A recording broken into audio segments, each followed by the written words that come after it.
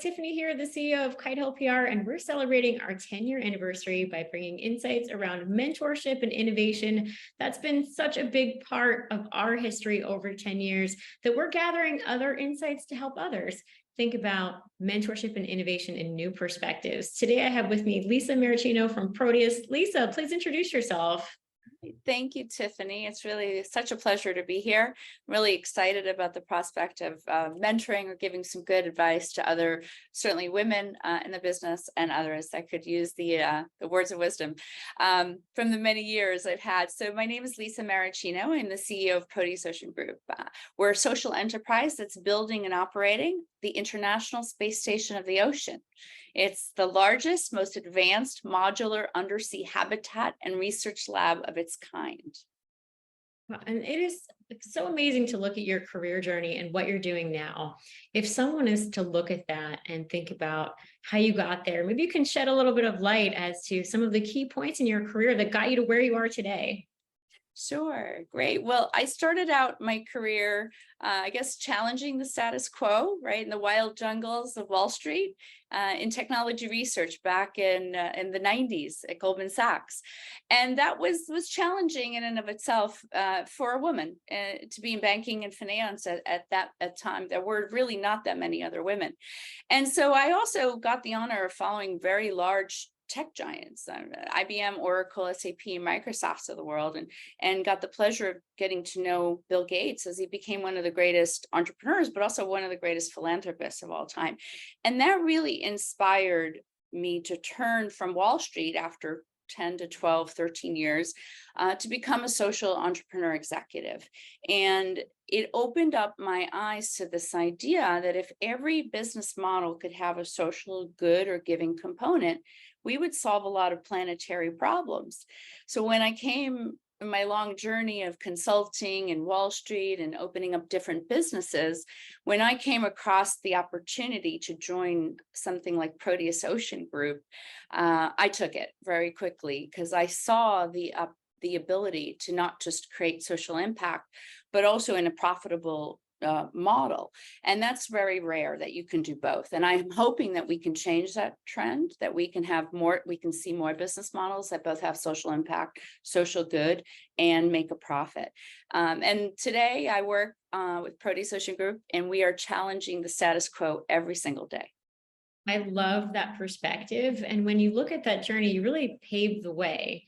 And even early on, recognizing the importance of a social good component, and that became your North Star, and you aligned with the right company. So in making that decision, how did you get to that decision? Did you rely on mentors to be able to understand like how you move your career forward in that way?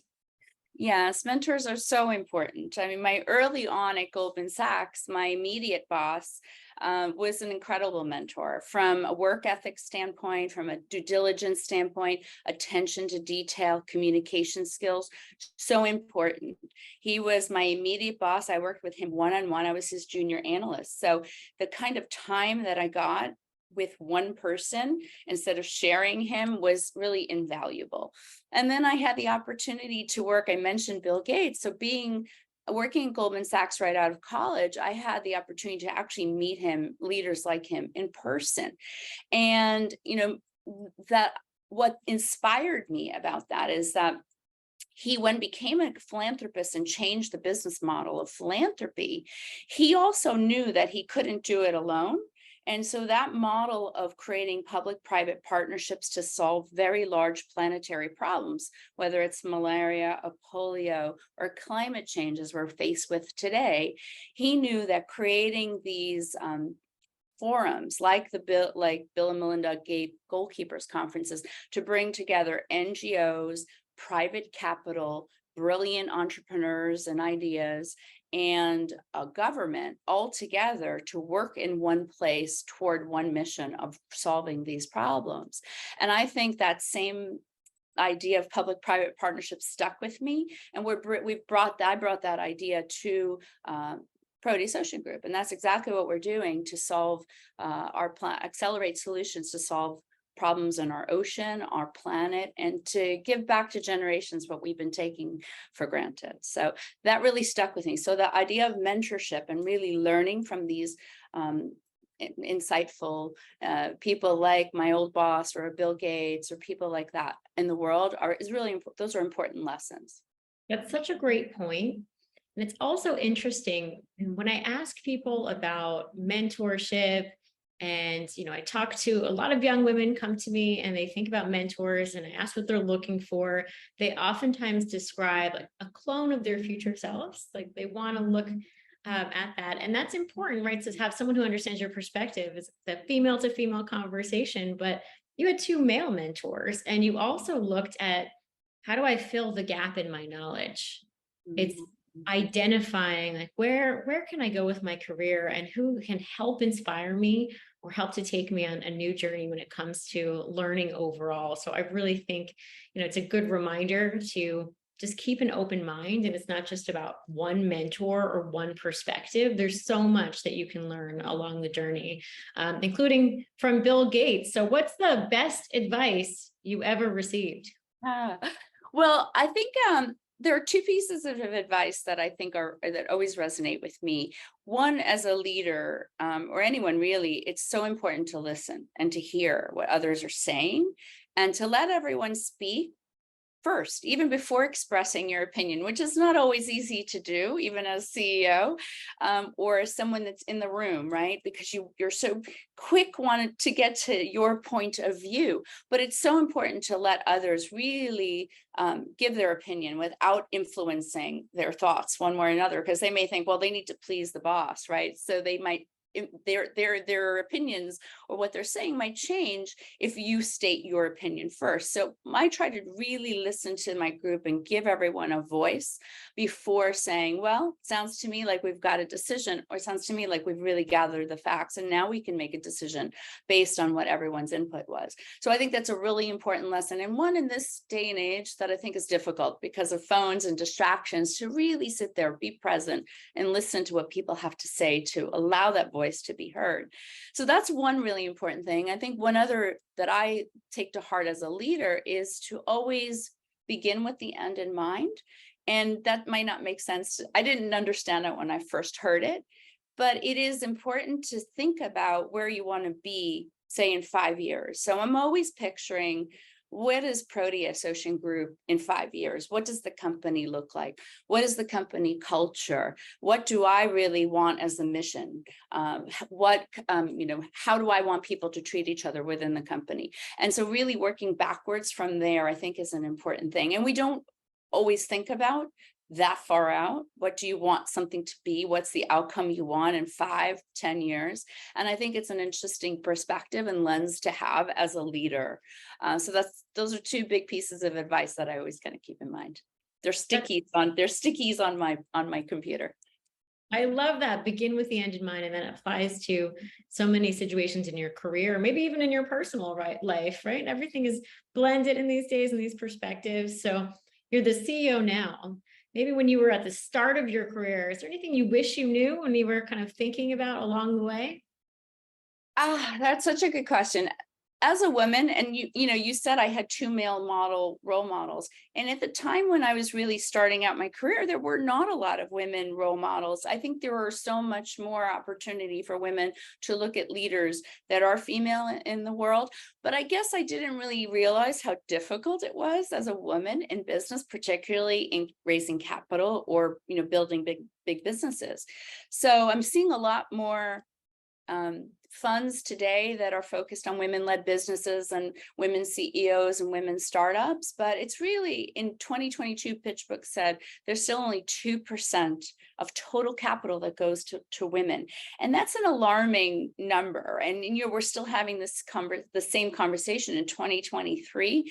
So I would like that status quo to really change radically and quickly. And I think as we see more women leaders and come into the market and more female leaders, I think that status quo will change. I would love to see that change as well. And one of the key things that we're always thinking about here is how can we support others along the journey from being a startup to a scale up to even just giving people advice along the way, like we're doing today. And a lot of that is just learning from experience and then sharing those experiences to help others. So, to that point, what do you think has been the most valuable experience you've had in your career? Well, starting my own consulting company, which was called Legit Solutions, it was a company that was social impact businesses that really need to cross the chasm. And what led me to creating that consulting business was one of the most challenging but yet rewarding experiences. It encompassed this business that I was part of that ended up failing. And it didn't fail because it was a terrible idea. It failed because of execution on the management part.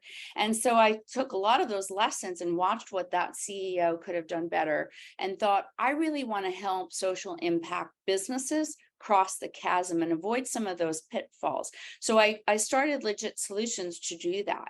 And it was a very rewarding business and entrepreneurship while it lasted before I took Proteus Ocean Group CEO. So it was really looking at all kinds of different businesses. One that was recycling flowers to giving back to different charities. So really looking at all those kind of different businesses that were having an impact on the world and how could I get them to the point where they were across that chasm to be more successful. So that was one of the most rewarding things I've done and challenging as well. That's great. And I think, it's pointing to is that you've always given yourself the opportunity to look outside, whether it's at different companies, at other industries, and gathering as much data as you can, as much information that you can to be able to make these decisions. And there's so much that you have within your own control. I know when people have come to me and asked, like, how did you get to where you are now? Do you have an MBA? Did you go on the path of studying businesses? And I take a step back and I think, a lot of it was doing exactly what you described. It's looking at, like, where do I want to go?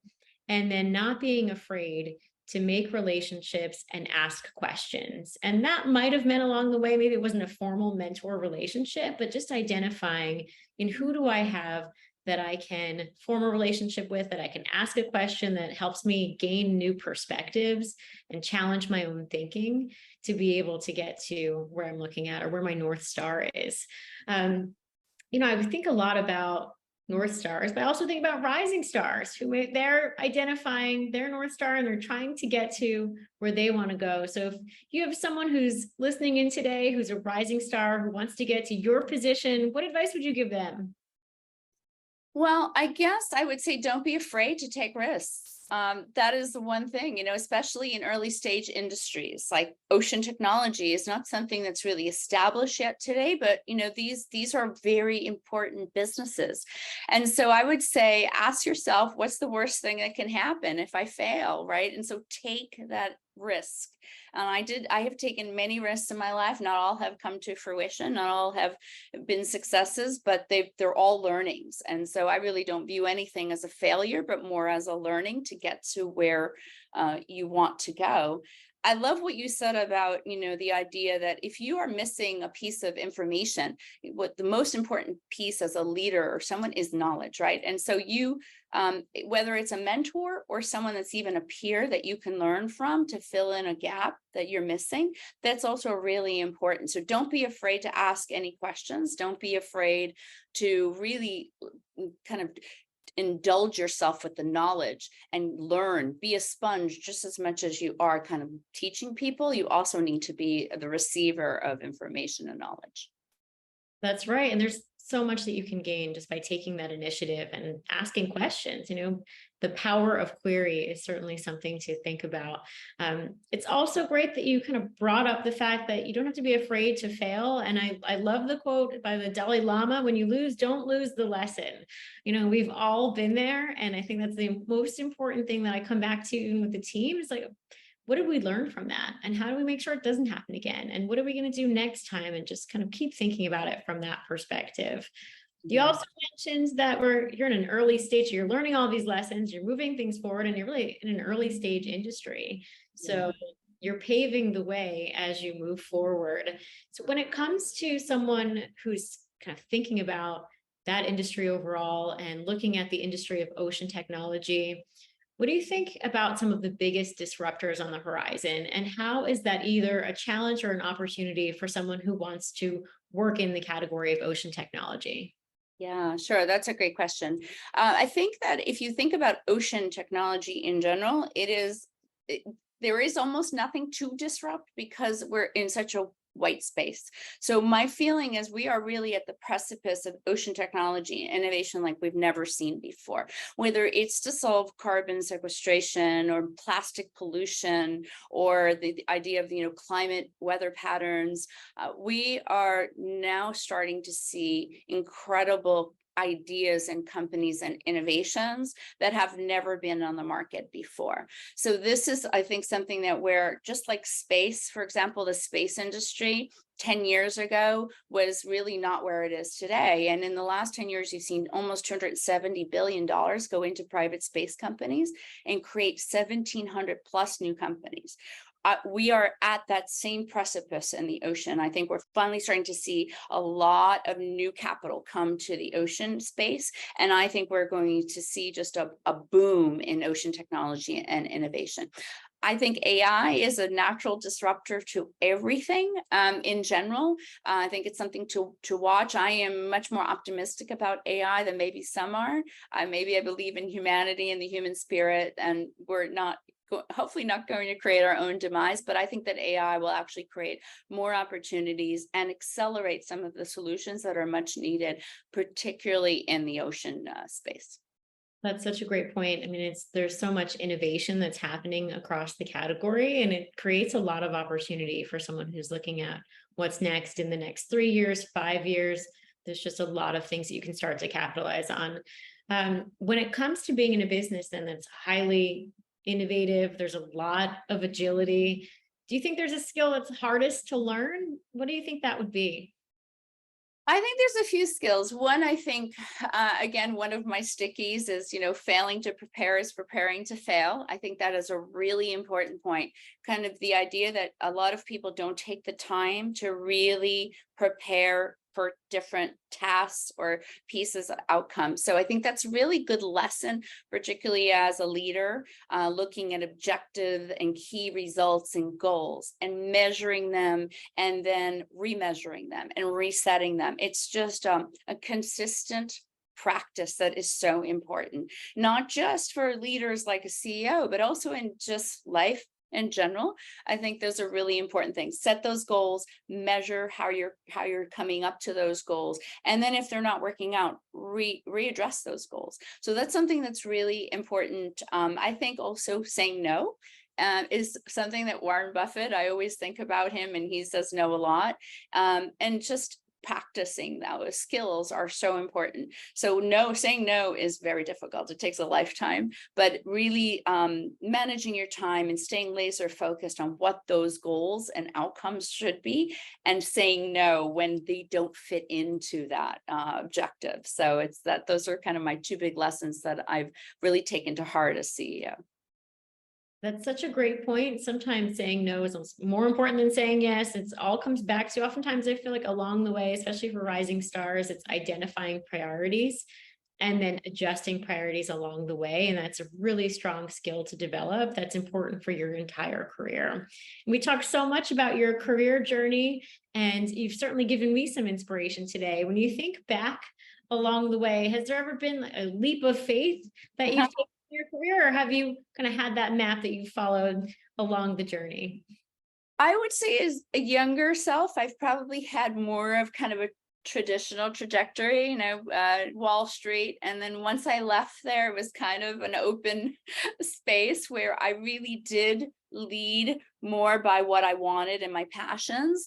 I would say to date, my greatest leap of faith is for sure Proteus Ocean Group. I mean, building an underwater laboratory and habitat where you can live and work at 60 feet in the ocean is certainly not for the weak of heart or mind. So every day is a challenge, but it is also greatest inspiration for me to work with the people that I work with every day, talking to astronauts, aquanauts, marine scientists, artists, journalists, all walks of life that are all interested in this mission, has been really incredibly inspiring. So while it's the greatest leap of faith, I think it's also going to be the biggest payoff, because this is something that is necessary to save our oceans and our planet.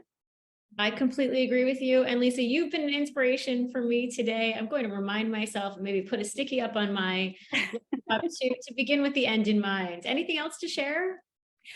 I would just say one of the things that I would say that is important that we don't ever mention is the you in the equation, right? And so keeping a healthy balance and saying how important in business advice, but no one ever tells you that you also need to take care of yourself and have some kind of balance, take care of your health, exercise, do mindful exercises, because that all is really important in keeping a good balance in just work and life. And I think when you don't do that, and when things are out of balance, you don't make great decisions. And that's been a late lesson for me. And I wish I had focused on that lesson a bit earlier. And I think it's important these days with what's happening in the world that young people do focus on asking themselves every morning how they're doing is just as important as asking everyone else how they're doing. Thank you so much for bringing up the point of self-care and thinking about balance. I think that's an important perspective to pull forward. Thank you for your time today and all the perspectives you shared, Lisa. No. Appreciate you joining us. Thank you, Tiffany. I really appreciated being part of this.